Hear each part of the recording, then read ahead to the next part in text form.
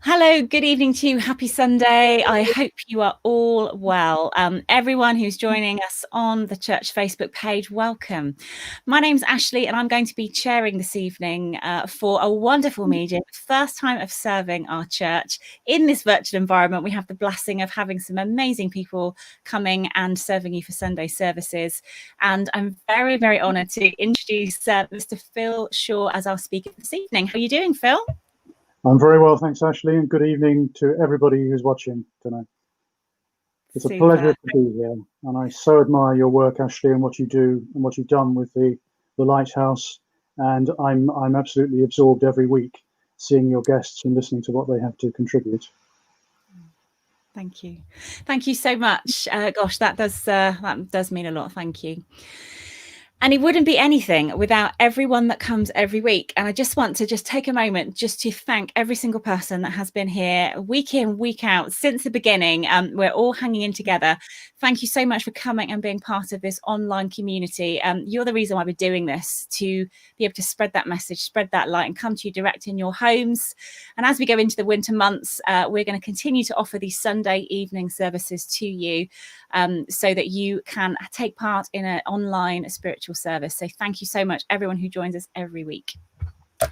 Just going to say a couple of hellos. There's loads of people online, and it's always lovely to see you all checking in with your names and where you're from. So hello to Mary, hello to Shelley Gill, to Jan, Julie Caswell, lovely Jamie. Hi Jamie, how you doing? To Teresa Braga, Linda Cocker, hello Jennifer from County Durham. Fantastic. Hope you're all well up there. Leslie Clark and the lovely Nicola and the Little Port Collective and everyone that's over there. I hope you're all staying well, Nicola, and all looking after yourselves and being kind, and just being in that lovely healing energy. Sending lots of love to you all at the moment. And hello to Valerie and everyone that is tuning in from Poole. Amazing. Thank you so much for coming with us. So what we are going to do is we are going to do what we always do, which is to light our candles together. Now, the reason why we light our candles is to create that sacred space, to create that moment, to stop what you were doing, whether you were putting your roast on, washing the dishes, or whatever you've been up to just create that sacred space, that time for you to be with your spirit friends and loved ones. So if you have your candles ready, everybody, we're going to light our candles together. And what I invite you to do as you're lighting your candle is to put a lot of focus and thought into what you're doing. So really take a moment just to have a look at the match or your candle and just really understand what that represents, that lighting the spark, igniting the spark of the divine, whatever it brings up for you. And just to take some time doing this as your deliberate act, your signal that you are creating sacred space. Super.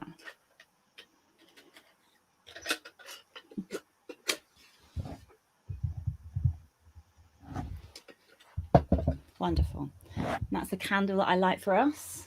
Okay. Oh, marvellous. Okay, I'm now going to hand over. It's my great joy to hand over to Phil as our speaker this evening, who's going to open our service in prayer. Over to you, Phil. Thank you, Ashley. Great Spirit, Divine, Mother, Father, God, Architect of the universe, as we bring our energy and focus into the light of truth and reality that drives us through our earthly incarnation and gives us the ability to aspire to spiritual heights of receptivity and fulfillment, we ask that you bestow a blessing on this evening's service, that we may collectively resonate to the vibration of love, to the vibration of benevolence, to the vibration of understanding and truth that permeates our entire existence. We think of all those who are sick and who are suffering from forms of illness, that we can ask for a blessing for these individuals, that they may grow through their knowledge and through their receptivity of spiritual power and rise above their physical handicaps and limitations. We ask a blessing on the animal kingdom, and that all animals should be treated with love, respect, and empathy, so that the hearts of men and women may be open to the care and to the protection of their fellow brethren. We ask a particular blessing on the planet, that our planet, which nurtures and supports us, may bring forth its fulfillment of replenishment, so that we may bathe in that replenishment, having given our planet the respect and the loving nurturance that it deserves. We ask, Father, Mother God, that you may always walk beside us on our journey of this incarnation, and that we may feel your presence and the presence of our guides, helpers, and loved ones as we continue our journey on this road of discovery and fulfillment. We ask these blessings in the name of our Creator and Father, Mother, God. Amen.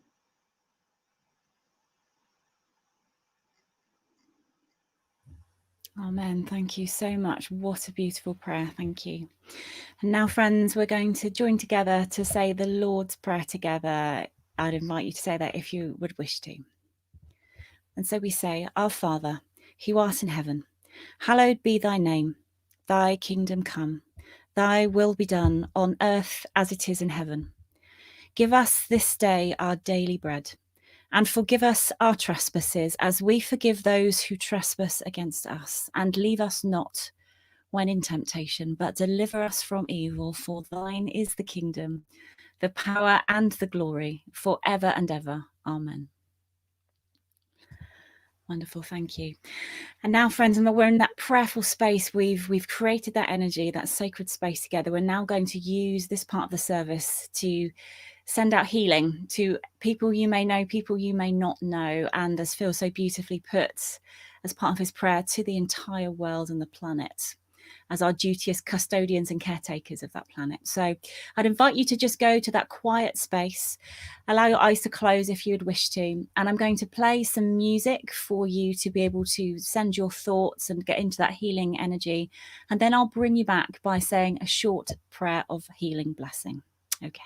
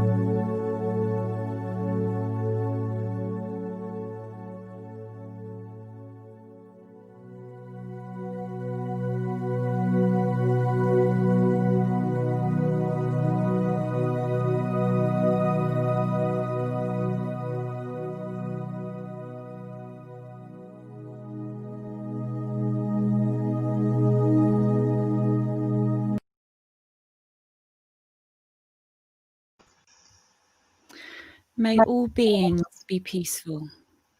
May all beings be happy. May all beings be safe. May all beings awaken to the light of their true nature. May all beings be free. Amen.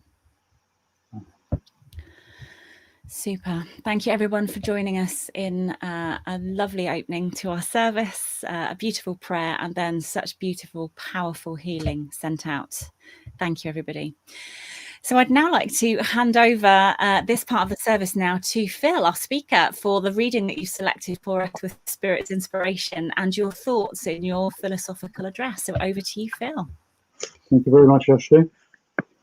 I decided to, or rather my guide actually, although I'm not working in trance tonight, my guide decided that we would talk about inspiration.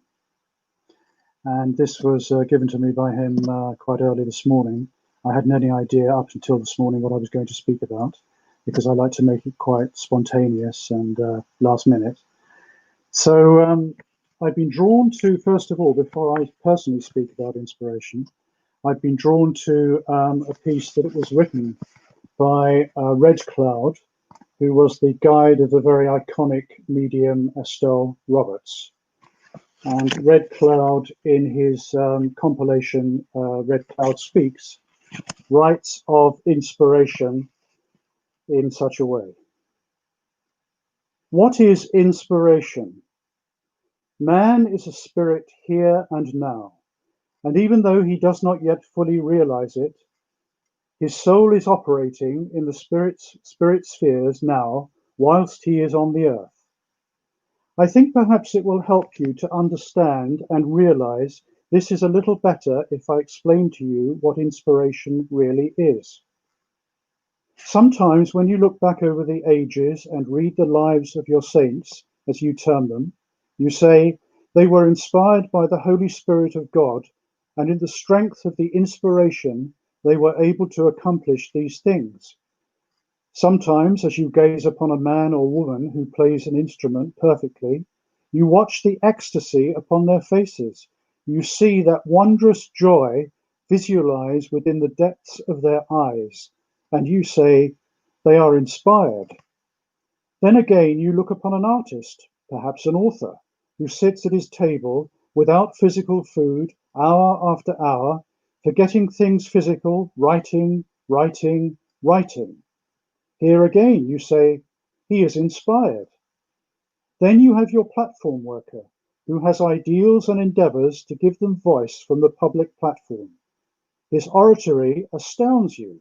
Here again, you say, he is inspired. All these things you attribute to inspiration. One of the greatest stories of inspiration is the story of Jesus of Nazareth.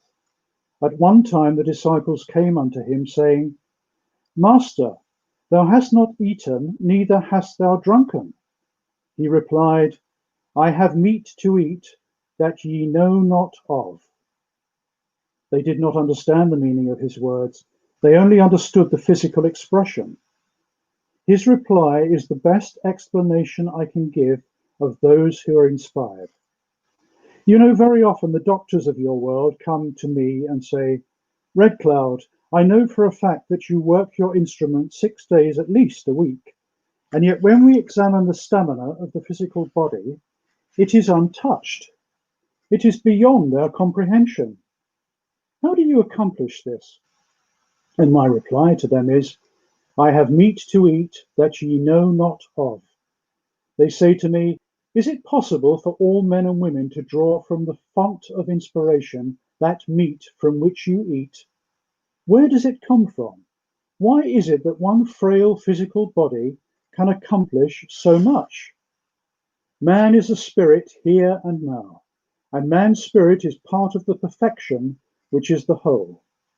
He is an immortal being, therefore part of the divine plan which is perfection. There is therefore no weakness in his perfection. He is capable of all things. He can at all times tap the supply of energy, the supply of all that is good, wonderful, strengthening, vitalizing, the unlimited supply. That small immortal part of man his soul, is perfect here and now, and never outside the law of inspiration. You look back over the ages, you will realize that martyrs have died for it. Great men and women have suffered extreme torture for it. Look at the endurance of the Nazarene. Why did he endure? He had his ideals which inspired him. He fed his soul, and the physical fell away. Come with me for a moment and sit quiet, listening to the notes pour forth from the violin. Does that not stir something within you? Are you not being silently fed and willingly led by inspiration? As that note of harmony lifts you up, you cannot visualize disharmony. In this moment of ecstasy, you are strengthened by the force which never ceases. Inspiration is food for the soul body and is as necessary as physical food for the physical body. Man is well aware that he has to feed the physical body in order that it may persist in a physical existence. But does he stop to consider with what food he must feed the mind? The eternal soul body cannot be reached until the mind has reached perfection of the spirit. The breath of the eternal soul can only be reached through the second existence of life, which is the spirit. God breathed into man the breath of life. This breath is what we speak as of inspiration, and man became a living soul. I want you to understand now that the source of all life lies not in the illusion of the physical body of atoms, the expression only of confusion, but in the highest state of mind through the spiritual body. There lies inspiration, and man can tap that source and awaken to his possibilities. When man emerges from his prison of flesh, this chained, limited state of existence, then he automatically becomes inspired. So, friends, inspiration. And I really resonate to the words of Red Cloud, because he is a guide who has really touched, for me, the antithesis of what inspiration actually means. He's decluttered the whole concept of what we sometimes think of as being inspiration. Linking into inspiration as a physical being, as a spiritual being as well, if you like, is part and parcel of the process of our everyday existence. Whether we acknowledge that particular connection or not is really irrelevant, because if we're not conscious of it operating, it's operating regardless of whether we are aware of it or not. There are countless examples, day in and day out, that give us the clarity that inspiration represents. And when I talk of clarity, I talk of an awakening, a flame that is being lit from within ourselves, that has been ignited by the sheer force and the dominance of the quality that we call and refer to as inspiration. That inspiration, friends, as you will have heard from the piece I just read, can take many different forms. It can take the form of a piece of music, whether it be classical, modern, any type of music, that really brings about a fundamental change in not only our attitude to ourselves and how we're feeling at that particular moment, but also an attitude that helps us in a way relate to other people, relate to our circumstances, relate to our surroundings in a way that perhaps we wouldn't ordinarily relate to a person or a circumstance that we come up against. And in that awakening process and that ignition process, it lifts our heart, it lifts our body and our spirit, and it makes us sing. We've often heard this expression, making the heart sing. And I think there's nothing better to represent when the heart is ready to sing than when we have been inspired. So I've talked about the inspiration of music. I can talk about the inspiration of poetry, of the written word.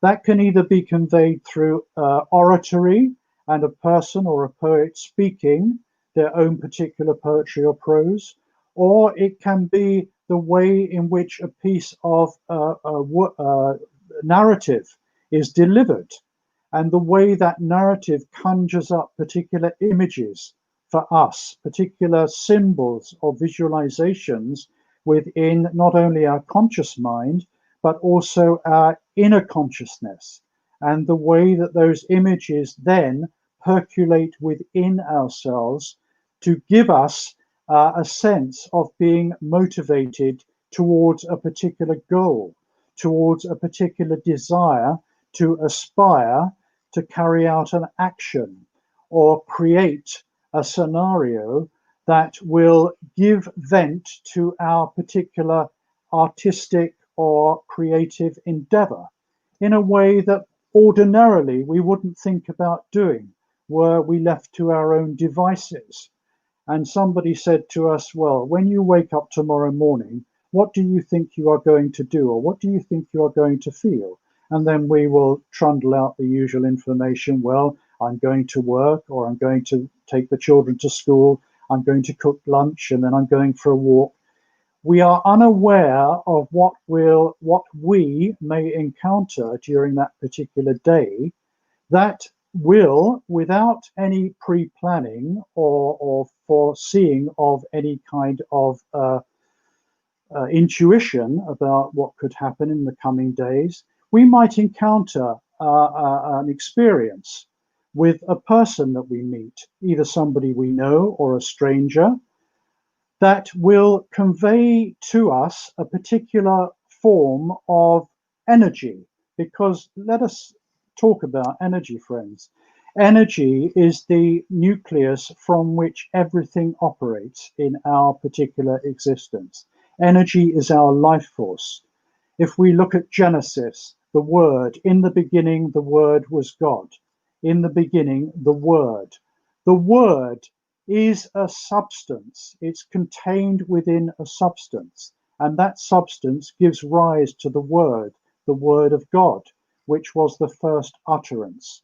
So that whenever we are interrelating with people, we are actively participating in a form of energy exchange. As my dear friend and colleague, Ashley Robinson, a wonderful medium with whom I have worked on many occasions, says in his Friday evening being spiritual programs, energy is what motivates and propels everything in life. It is the substance, the life force substance, so that when we move to our new existence in the spirit world, into heaven, we are the pure energy force that is leaving the physical vehicle. So therefore, the energy that resided in our physical beings now resides in a different form of consciousness. And that is why we come back to this process of energy exchange. When we relate, we are being given energy and we are reciprocating energy to another person. And through that process of energy exchange, so we are being inspired, perhaps by what the person is saying to us. And in return, because our flame, our heart flame has been lit, we are giving back to the other person a form of energy which contains the ability to inspire them.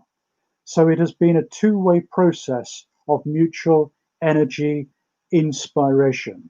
Inspiration, sperare, the Latin root of the word, meaning to hope, because hope is contained within the nucleus of to inspire. And as we are inspired, or as we inspire others, so hope arises, which allows individuals the means by which they can transcend their ordinary, everyday, limited physical, mental consciousness.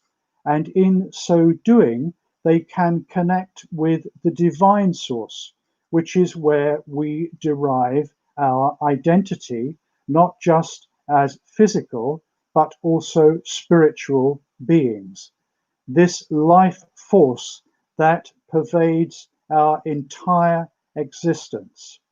So once we are connected through being inspired by music, poetry, what people are saying to us, a random event that may happen, which suddenly gives rise to us feeling that we are no longer temporarily inside our physical bodies, but rather that we have been transported to another level of consciousness, which gives us freedom and spontaneity to not only speak our truth, speak in a way that reflects our connection to divine consciousness, but also brings about an ability to fulfill our creative and spiritual potential. We all follow a pathway from birth to physical transition into spirit. And this pathway we navigate not only through logical and through mental means, which we need to navigate our practical life, but also we move through a process of being affected emotionally. And the way we are affected emotionally, either by interaction with others or interaction with our life circumstances, our families, our animals, our careers, whatever it is that may be bringing us into a state of grace with the divine source, that is keeping us very much on our pathway of spiritual destiny, the blueprint that has been marked out that we have agreed to follow, to observe, our contract with ourselves and with spirit before we arrived in the physical vehicle.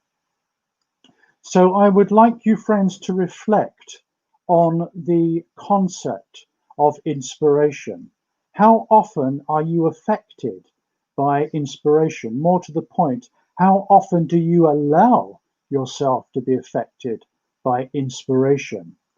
Is it merely that you are playing lip service to inspiration by seeing a particular landscape or seeing a particular person in the street that has for what you consider to be a particularly strong spiritual aura about them, or seeing a child or children playing happily with each other that gives you a sense of pleasure and happiness? And do you just say when you witness those particular scenes, oh, isn't that nice? Doesn't that look beautiful? And then think about, oh, I mustn't forget to buy broccoli when I get to Sainsbury's. How long do you allow that inspiration to permeate within you, the effect of what has happened upon you? How long do you give yourself to indulge in that experience?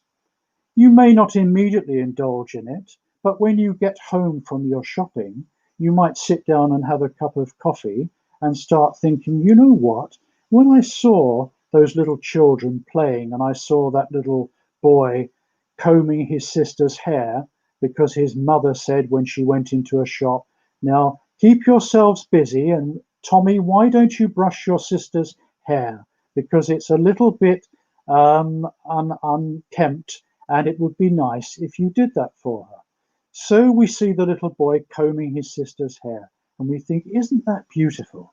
Isn't that touching? And the way, the love in which he does that for his little sister. So we sit at home and we think, yes, I want to think more about that.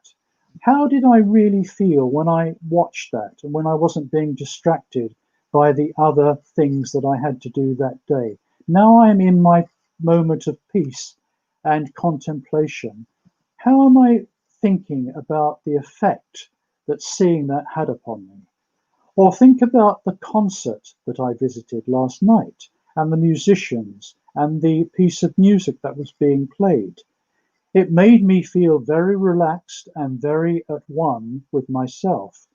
But more than that, what kind of effect did it really have upon me? How did it change my life at that particular moment? Then reflect on all these events, maybe what happened to you in the past week, or yesterday, or a few months ago, or last year on your birthday or wedding anniversary, or a particularly important date. And that experience, when you allowed that or something that happened within that experience to inspire you, how did you really feel about it? Did you journal about it? Did you talk about it to other people?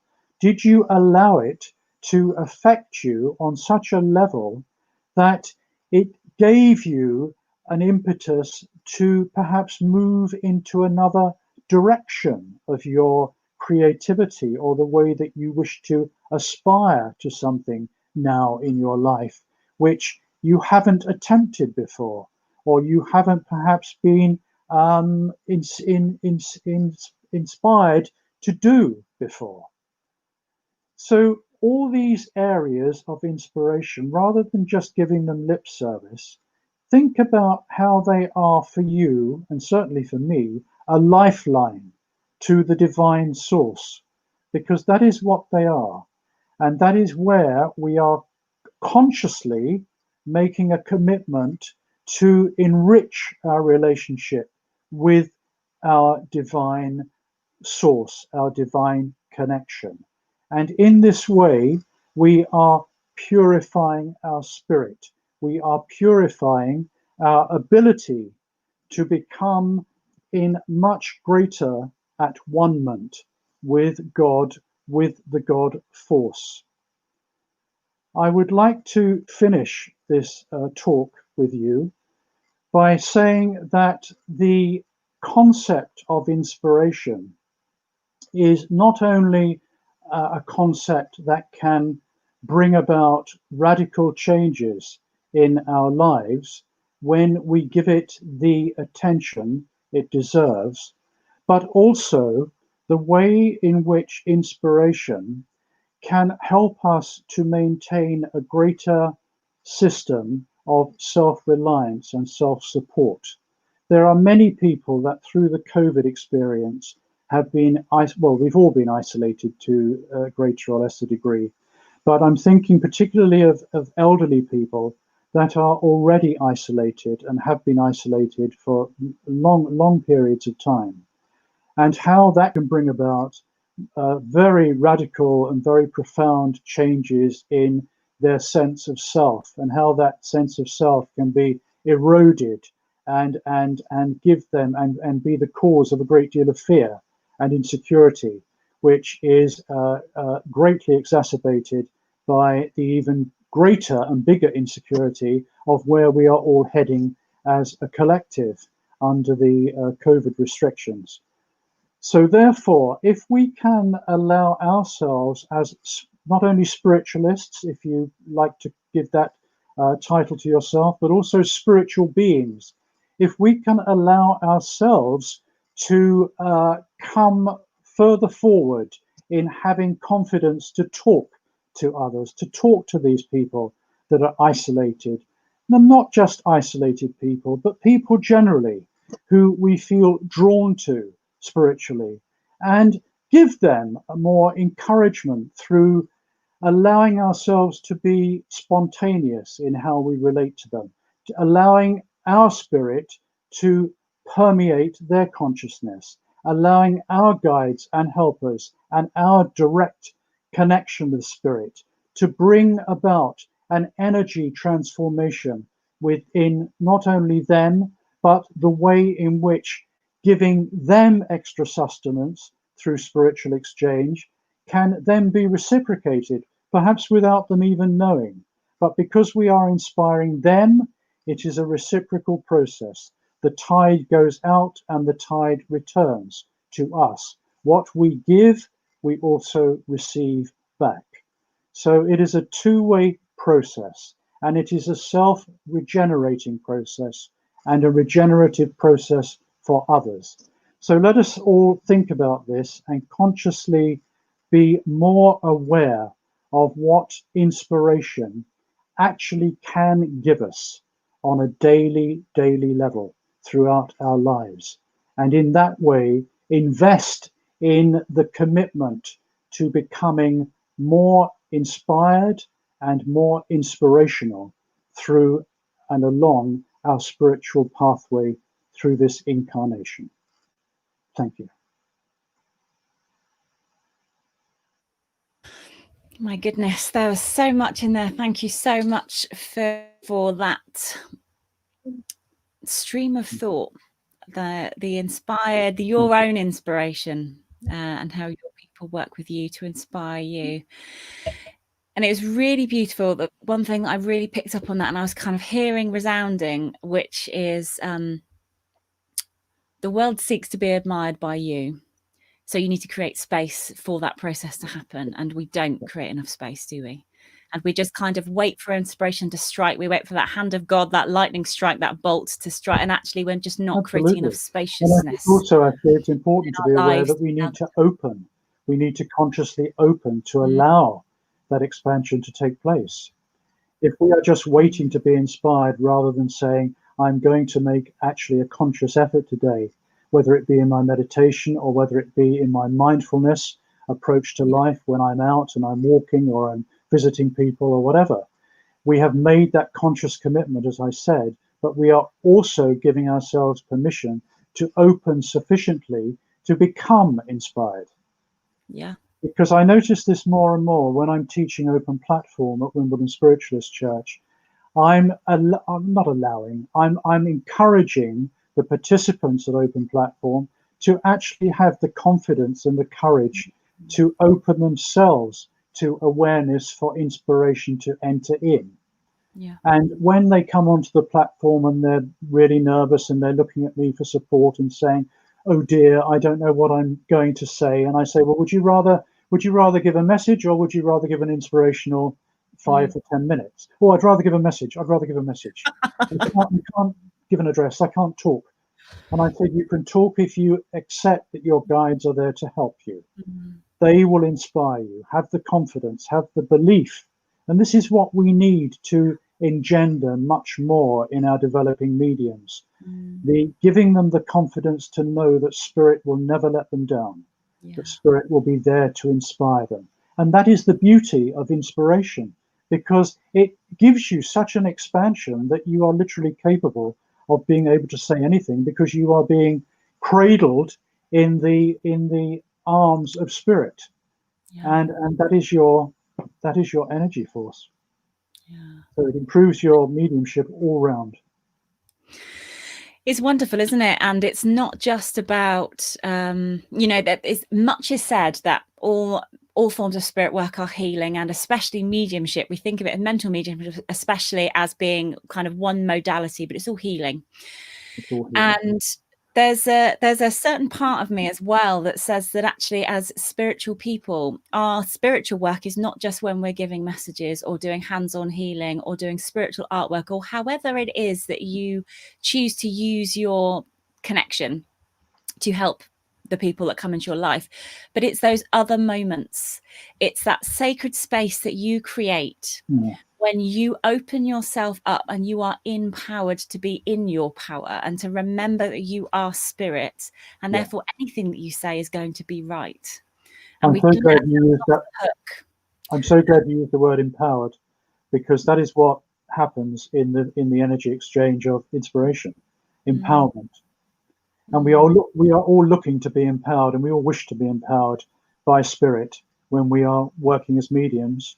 And indeed, when we are operating in everyday life, we appreciate the benefits of empowerment, because we notice that when we are empowered, we empower others, and in return, that again comes back to us, and in turn re-empowers us. So it's a reciprocal cycle of energy exchange. It's beautiful. My goodness. And creating those moments for awe, it goes without saying, if you're not in awe, then you're not paying attention. You're not paying attention to what is actually happening. And the very fact we've chosen to be here, in my belief, we've chosen to be here at this time, and we must be in awe of what is actually unfolding and our own potential. And I think Amazing. it's also wonderful that during lockdown, so many people's inspiration has been manifesting in extraordinary ways. Yeah. And we see this all around us, that in fact, the opposite of what we thought might happen in terms of everybody imploding has in many cases happened in reverse, so that people have exploded and expanded with wonderful ideas and solely through inspiration and created wonderful works of art, music, writing, and so on, and given so much back that they have received. It's wonderful, isn't it? And I suppose it's worthwhile acknowledging, it was certainly around on social media yesterday, and lots of kind of news stories and articles were around, but it was World Mental Health Day yesterday. Yeah. And I find it really interesting in the timing and just kind of acknowledging that there are people who have had, difficulties and challenges during this lockdown. And you beautifully spoke about people, reaching out to those people who have been feeling isolated. Yeah. And I suppose it's worthwhile just kind of recognizing that somewhere as a society we were inspired to start having conversations about mental health throughout society, from the greatest, to the person on the street. Suddenly the concept of talking about mental health was acceptable, and just by the grace of that process, it means that we're now in a place that people are able to reach out, and we are able to reach out to other people and not be concerned about having those conversations. Yes. I think in many ways, and in the COVID and whatever, it's been a lifeline. It sounds strange to say that, but it has been a lifeline for many people. Yeah. Although they may not realize it yet or now, I think the ramifications of what we've experienced will produce, very good results, as well as, inevitably results that, or outcomes that are not particularly favorable to us at the moment. And, we all hope and pray that those difficulties can be overcome, but at the same time, realizing that there is hope, that there is light at the end of the tunnel, just as the people that survived the concentration camps were mainly the people that maintained hope within their hearts and said, if everything else is crushed, the one thing that remains, which we will survive through, is hope. And again, we come back to the root word sperare, of inspiration, the breath of life. Oh, marvelous. Oh my goodness. I think it was Jennifer said, we'd love to talk more about this. And that's been one of those times, hasn't it? It's been one of those times. And I love Sunday evening services. I love philosophy services purely because you get to just hear different people's thoughts on a theme, and it gives you something to take away into the week and to mull over and chew over and just see where it leaves you and where it finds you. And the next time your words come into people's minds, just reflect on just how that tastes for you and how that kind of feels and different things which come to mind. And thank you so much. That's a pleasure. Beautiful. Oh my goodness. Okay, so we're going to ask Phil. We don't really want to, but we're going to ask Phil to close our service now with a closing blessing to send us out for the week on our way. So if you would like to close our service in prayer, that would be wonderful. Thank you, Phil. I will. As we bring our thoughts and our emotions together in collective unison, to give us greater clarity and understanding about our place in the world and the endeavors that we make in order to aspire to living our truth. So may we be made aware of all those particular situations that are drawing us to them, so that we may be allowed to give of ourselves on a level of spirituality which is in accordance with our divine plan, our divine mission on this planet Earth. And as we grow in knowledge and in wisdom, we ask that we may be given opportunities to understand more about the spirituality to which we are drawn, so that our minds may be open and receptive to spiritual influence of all kinds, and that by being receptive to this influence, we are forever in perfect alignment and perfect attunement with our own particular note of vibration, and in a way that corresponds to our choosing to be here at this particular time in this particular period of earthly evolvement. There is no accident that we are here now, because we have come to share in a collective endeavor to raise the vibration of our planet. And in raising the vibration of our planet, we bring about changes that are part of the cosmic plan, not only for the evolution of man and woman and child and animal, but also for the evolution of the planetary spheres, which revolve around our consciousness, both collectively and personally. And in the receptivity to the consciousness that is available to us, we bring ourselves into a harmonious state of being, where our spirit can experience the release and the ascendancy that it seeks in this particular place and time of its earthly evolution. Amen.